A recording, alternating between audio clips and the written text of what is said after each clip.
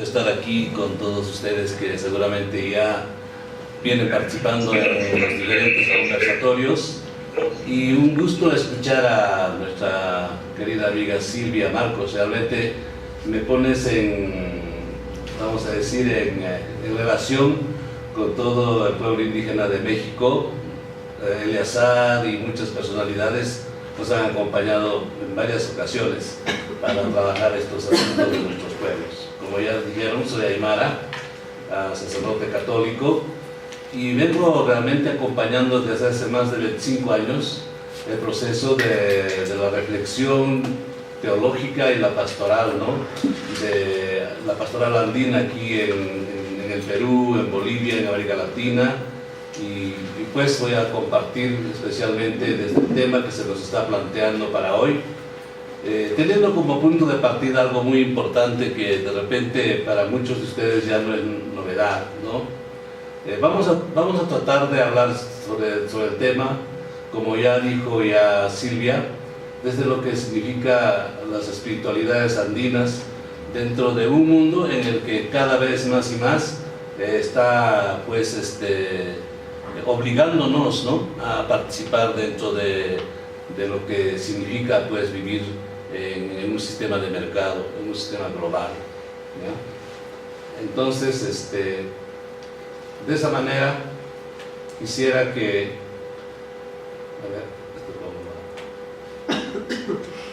primero tenemos que situarnos, ¿no?, para el pueblo andino, para hablar de los pueblos en donde vivimos, aymaras y quechuas, es eminentemente religioso. Durante estos días hemos venido participando en diferentes acontecimientos, ¿no?, en diferentes momentos de la vida, vamos a decir, de varias manifestaciones religiosas, como últimamente la fiesta de Todos los Santos, que también es una gran fiesta en México, ¿no?, en los pueblos indígenas. Nosotros como pueblos aymaras y quechuas, pues en todos los elementos de nuestra cosmovisión experimentamos, yo lo pongo así, al Creador, porque de una manera u otra los pueblos indígenas nos relacionamos vamos a decir, con ese ser, con ese ente desconocido, como el Creador, ¿no? Y el Creador no vamos a decir al margen, ¿no?, de nuestra realidad, sino se manifiesta en nuestra historia. Nuestra espiritualidad es una espiritualidad vinculada a nuestra vida, a nuestra historia, a nuestras actividades diarias.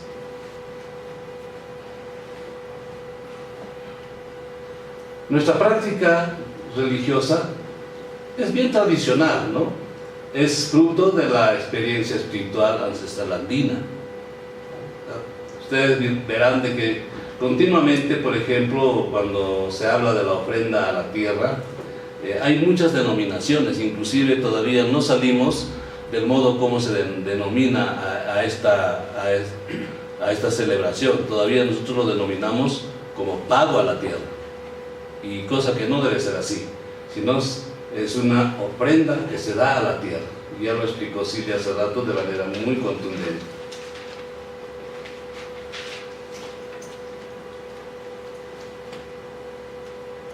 Esta cosa se demora. Sí, presiona varias veces.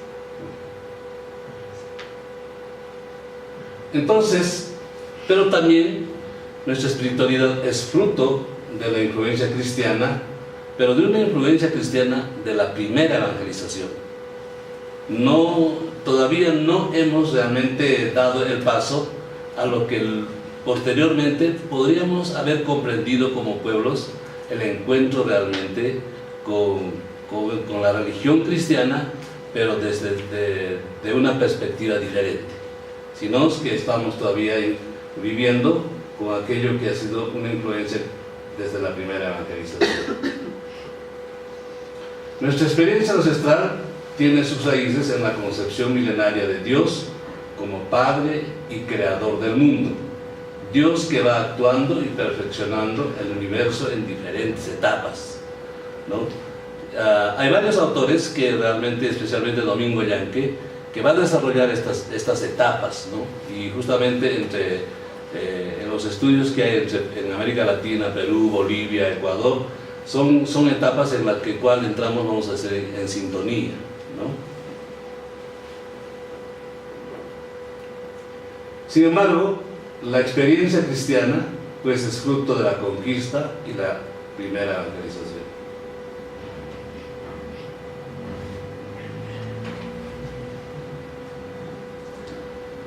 Ustedes saben que la conquista realmente, o sea, la primera evangelización, hasta el día de hoy podemos constatar que nunca tuvo como resultado que nosotros, los andinos, pues nos convirtiéramos al cristianismo abjurando u olvidando, ¿no?, nuestras propias convicciones y prácticas religiosas. Y eso es lo que notamos continuamente en las maneras como se va desarrollando las manifestaciones religiosas. A veces nos muestran, pero si eso no es cristiano, si eso es pagano. Esos son nuestros modos de observar.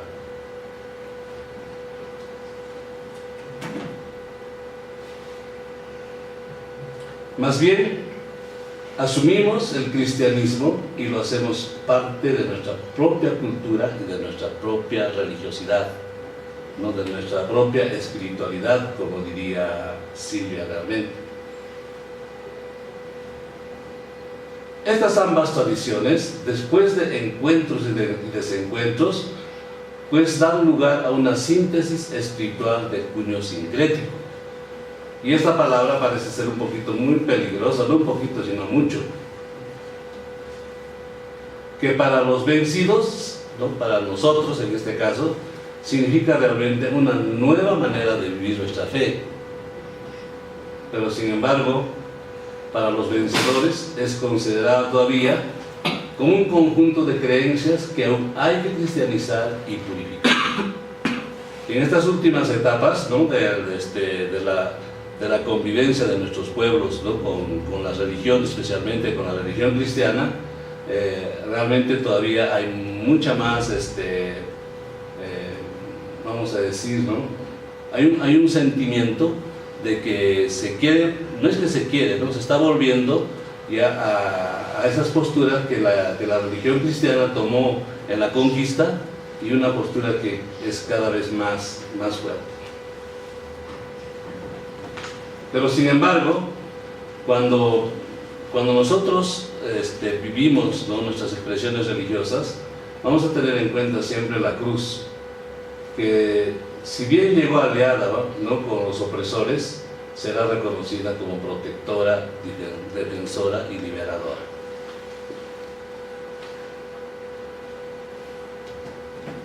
Entonces, es una espiritualidad presente en la vida diaria, en la lucha continua por un mundo donde queremos realmente que se nos reconozca como sujetos de la historia de nuestros pueblos. Ese es el punto de partida realmente que quisiera que tengamos en cuenta en este conversatorio. Pongo esto como punto de partida porque estamos en un tiempo, en una encrucijada, en donde las religiones, ¿no?, realmente están en crisis, están siendo cuestionadas. Mucha juventud, muchas personas ya educadas y mirando realmente el horizonte de lo que es el positivismo, de lo que es el humanismo, y ya no tiene muchas ganas realmente de acercarse o de vivir una religiosidad, ¿no? Las religiones cada vez más y más están cuestionadas, ¿no? Entonces aquí quisiera tener en cuenta 3 puntitos. ¿Por qué realmente las religiones no están cuestionadas? ¿Y cómo es que esos cuestionamientos van a ir cambiando también las manifestaciones religiosas? En primer lugar, el encuentro, ¿no?, con con las reglas, con las normas, con las vivencias, ¿no?, de la religión cristiana, no fue realmente un encuentro, ¿no?, fue un desencuentro. O sea, cuando nos conquistan a nosotros los indígenas, imponiéndonos una religión, entonces desde ese momento asumimos, ¿no?, nuestros mundos asumen la religión cristiana como una imposición, no como, vamos a decir, no como algo que realmente lo vamos a asumir con mucha convicción, en primer lugar, ¿no? En segundo lugar, porque cuando realmente se nos conquistan, lo primero que hacen es realmente desconocer aquello que nos hacían vivir a nosotros también, ¿no?, como hombres y mujeres que realmente habíamos ancestralmente ya habíamos cultivado, ¿no? O sea, se desconoce nuestra religiosidad, se desconoce nuestra espiritualidad y los modos de vivir que nosotros ya habíamos también, si bien no están escritos, ¿no?, pero sí estaban en los cánones de nuestros modos de vivir, es decir, de nuestra cultura. Entonces, ¿cuál es realmente luego, ¿no?, cuál va a ser la respuesta? Cuando yo hablo de un encuentro del puño sincrético, es que realmente nuestros pueblos también han empezado a convivir con una religión intolerante, pero desde vamos a decir, desde los modos en donde menos nos vean, ¿no? Hemos ocultado muchas cosas, hemos celebrado a medianoche y pues no queríamos, ¿no?, que nos vean que seguíamos celebrando. En segundo lugar, hemos adoptado muchos signos, inclusive algunas palabras de una religión que posiblemente, en cuanto realmente vean que continuamos con nuestra religiosidad ancestral, pues indicaría que no estábamos tan lejos de la religión cristiana, de la religión, ¿no?, imponente. Y tercero, es que justamente cuando descubrimos realmente a través ya de un modo de acercarnos a Jesucristo, a la Biblia y a los modos como la iglesia iba cambiando en relación a nuestros modos de vivir, entonces pues nace una nueva manera de vivir el cristianismo. De este asunto va a hablar, por ejemplo, Diego Irarrázaval, ¿no?, de un cristianismo andino. Y eso es lo que son esas manifestaciones que en estos días nosotros seguramente a través de las diferentes fiestas, de los diferentes acontecimientos, venimos descubriendo. Por ejemplo, voy a terminar hablando de la fiesta de Todos los Santos. La fiesta de Todos los Santos realmente es un encuentro y un desencuentro con la religión imponente. ¿En qué sentido? O sea, es un encuentro, vamos a decir, porque tanto para la religión cristiana como para la religiosidad de nuestros pueblos, la relación, ¿no?, con el mundo del más allá, en este caso de los muertos, es importante. Es importante para nuestros pueblos, es importante su relación con el mundo del más allá, porque pensamos y tenemos una sabiduría que nosotros, ¿no?, después de la muerte todavía no tenemos una oportunidad de vivir, y esa oportunidad de vivir se hace pues a través de diferentes exigencias, y esa vida, ¿no?, se celebra cada año. Por eso es que ¿no?, vamos a decir, el 1 de noviembre se recibe a las almitas y luego también se las despacha, ¿no? Pero también un desencuentro, ¿en qué sentido? En el sentido de que, y eso es justamente lo que cada vez más y más yo pienso, ¿no?, que el mundo moderno y la realidad en la que nos encontramos ahora, desde el positivismo, desde el humanismo, se cuestiona mucho. Entonces, ¿dónde se van los muertos? Al cielo. ¿De qué cielo hablamos? ¿No? La religión cristiana realmente no. En principio, presentó de repente, ¿no?, de manera heterónoma, vamos a decir así, de manera imponente, ¿no?, un cielo en donde todos tenemos que buscar. Pero sin embargo, ya después de mucho, vamos a decir, de los encuentros con la ciencia, descubrimos que de repente esos cielos no existen, ¿no? Y por eso, por ejemplo, ¿no?, hay muchas reacciones en estos días cuando se hace esta fiesta de Todos los Santos. ¿Pero para qué? Si los muertos están muertos, los muertos no comen, ¿no? Y no tenemos que estar preocupándonos de que tienen que ir al cielo o no tienen que ir al cielo. Ya están muertos, hay que enterrarlos nomás. Pero sin embargo permanece una lucha constante de que las almitas llegan del cielo, y con esas almitas hay que convivir. O sea, el lenguaje, ¿no?, de la religión como tal, de la religión imponente, pues a los 1000 años, vamos a decir así, ¿no?, poniéndolo como fechas, pues ya no deja realmente de convencer a una humanidad en la que va descubriendo desde los estudios científicos muchas cosas que muchas veces la Biblia justificaba. Por ejemplo, el asunto del rayo, ¿no? Hasta hoy en día nuestras fiestas de Santiago son contundentes, pero cada vez más y más los jóvenes, los estudiosos y tanto, se preguntan y dicen, ¿pero por qué? Si el rayo es un fenómeno, ¿no?, que no está, que no ocurre por el castigo de Dios. Y entonces son esas preguntas que hoy en día ponen a la religión, ¿no?, ponen a la religión, de repente vamos a decir, como popularmente decimos, en la pared, y que la religión no sabe, ¿no?, cómo responder, y entonces empieza una vez más a imponerse desde sus dogmas, desde sus doctrinas, desde realmente, o sea, los modos como ha ido, ¿no?, conquistando, ¿no?, a la humanidad en sus procesos de conquistas, vamos a decir, entre comillas, de evangelización. Y entonces hoy en día, pues, hay una crisis.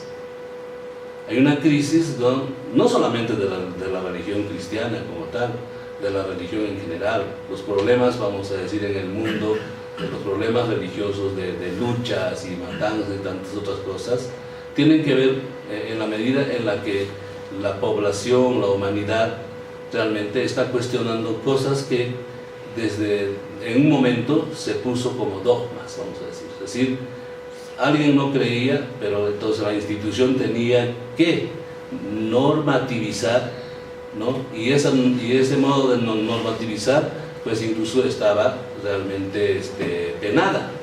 Entonces nosotros conocemos, por ejemplo, en la religión cristiana, en los tiempos de la colonia, persona que hablaba mal del cielo se tenía que ir a la hoguera. Persona que decía que no existía el limbo, pues también pagaba mal. Entonces hoy en día, por ejemplo, el Vaticano II eliminó el asunto del limbo, vamos a decir así, pero mucha gente todavía, lo que ha sido educada en esos modos de pensar y de vivir, todavía sigue hablando, ¿no? Entonces, para terminar, quisiera, ¿no?, que tengamos en cuenta de que